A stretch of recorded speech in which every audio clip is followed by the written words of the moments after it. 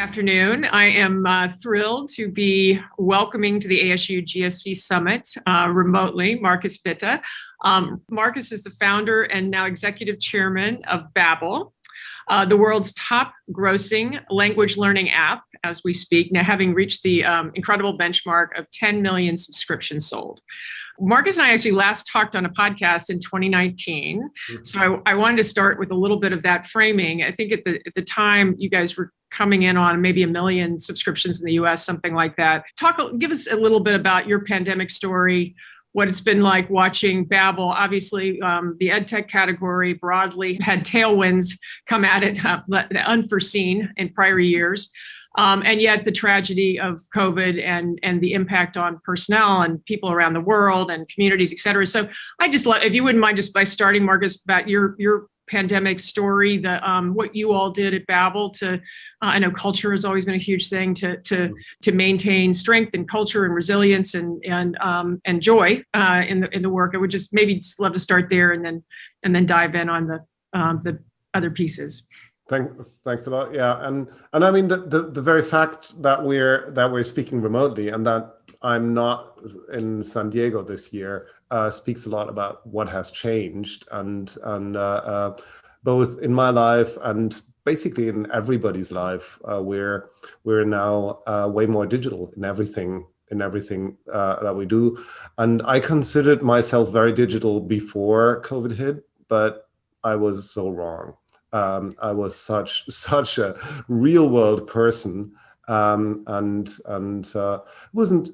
I mean, there's basically two things that happened, right? It's the pandemic that caused a lot of sickness and death and made us all struggle and whatever fearful and work with it. And the other part was the measures against the pandemic on all levels, and that tied us to our homes. That made us at Babbel close our office rather soon in the last year. We were pretty quick in rather being on the careful side. Unfortunately, proven right by what happened then. So it has been a long time since Babylonians have not been in the office. We have a limited opening in the moment, but start to introduce new measures in how we can work together. So it has been quite a journey on that side. Like for many companies, productivity went up in the beginning. So when everybody was at home, there was more time to work and to less time spent at the water cooler, basically. Over time, we see that we're really missing that time at the water cooler where people chat and exchange about things that they wouldn't have a meeting about. So I think we have taken on some debt there. If you want, it's a kind of a cultural debt for the organization and probably also in society. On the business side, it was, of course, as I said, everybody was going digital, and Babbel is digital, and it's digital learning. That was one part of it. And then everybody felt like I have to use this time of crisis to make a step forward, to reinvent myself, to improve myself, whatever it is. Even if I find myself not having more time, there's something I have to get out of it. So language learning absolutely boomed. And of course, all online. So we saw numbers go up in all areas, except in Babbel Travel, which was iced for put in the icebox for a time. From a business perspective, it was a real jump, and not just some tailwind.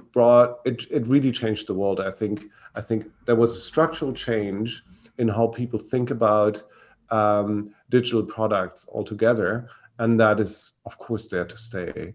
And it was a step change in digitalization, as ASU+GSV always underscored.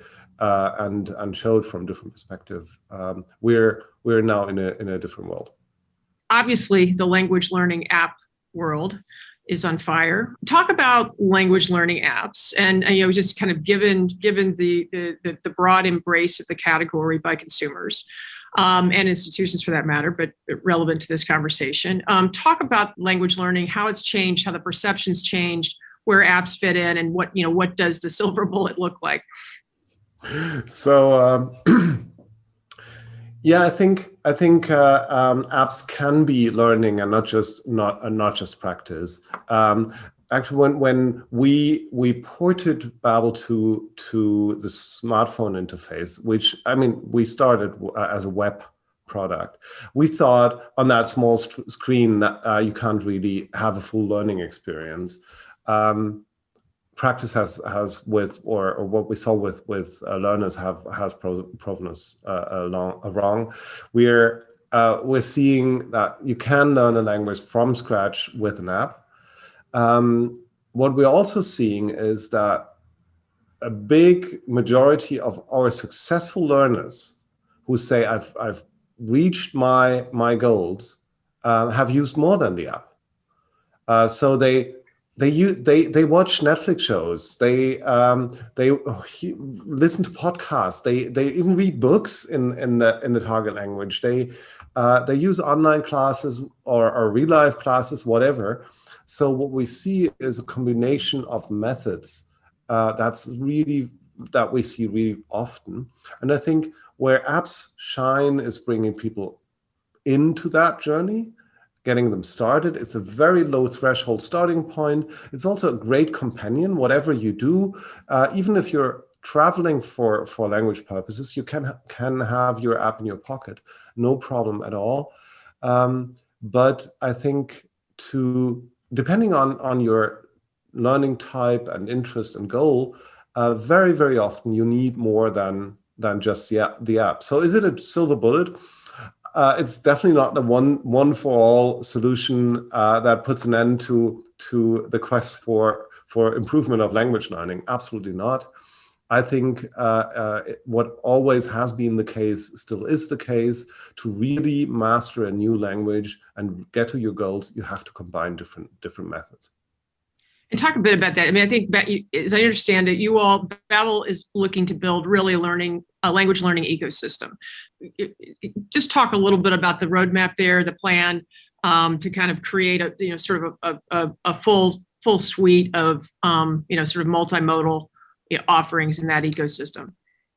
Yeah, what we basically did was we gave into what we saw with our users, and in the beginning, when we saw a lot of our learners also using other products, we were a bit jealous and thought, why is it not enough to use our beautiful product and its proven effectiveness and all? But we finally gave in and said, yeah, this is not just one thing that you as a learner need. So the next level was, or the next insight was, it's incredibly hard for people to find the right method for them. How do you find a good language teacher that comes to your house? What does a language class even cost? How do you tell it's good? All that, we don't know. As users, we don't know.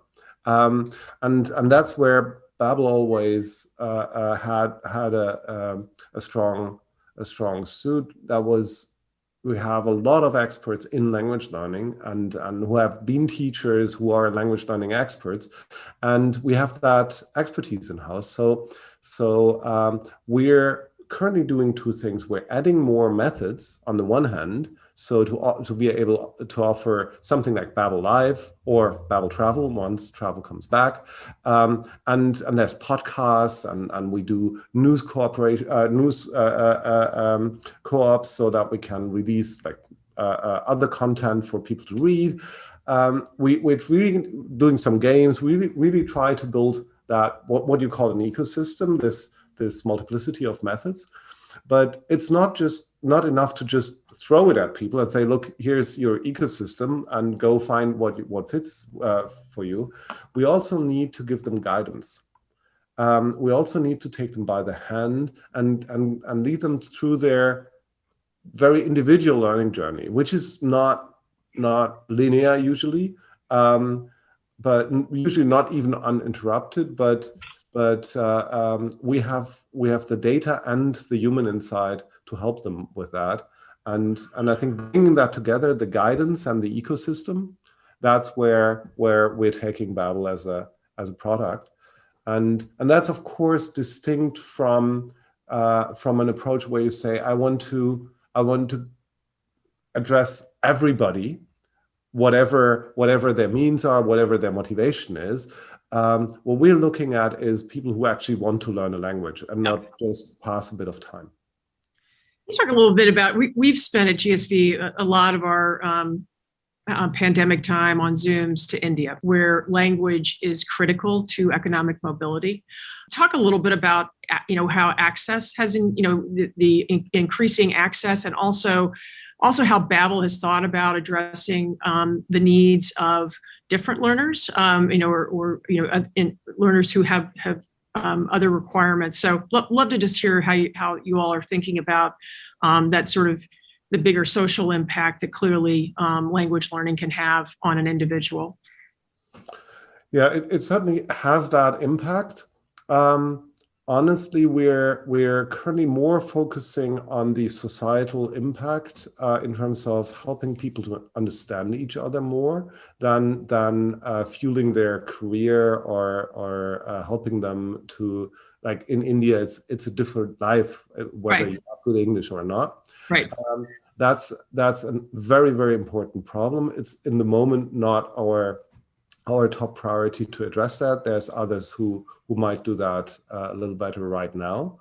Where we focus is to bring languages to people who actually want to learn them, and to add that cultural perspective to that, and that understanding perspective. So our mission is to help people understand each other better through language, not just learn a language. Yeah. And I think even you don't have to go to India to see how big that need is to communicate across divides. And I think there's so much to do there, and we see again and again how much impact it has on an individual and a group level if this perspective change happens, if that cultural education happens. And that's clearly where our current focus is, bringing people together. Yeah, that's a wonderful focus. Certainly, one of the things we talked about in our podcast in 2019 was actually the role of AI in language learning. And I'd say you were a healthy AI skeptic, as someone who is very deeply technical. So you came at that from someone who actually really understands it. I'm curious on the topic of personalization and where you see really online digital learning going, and obviously specifically language learning. How important is personalization? What role does it have, and how is AI important to that? And has your thinking sort of evolved about the role of really emerging technologies, period, in improving the experience of digital learning, broadly? I think machine learning is a game changer on different levels. Absolutely, it helps almost every. I wouldn't see any area of what we do at Babbel where we don't use machine learning. That is from customer service through cost production to the actual product. There's and of course in finance there's machine learning everywhere.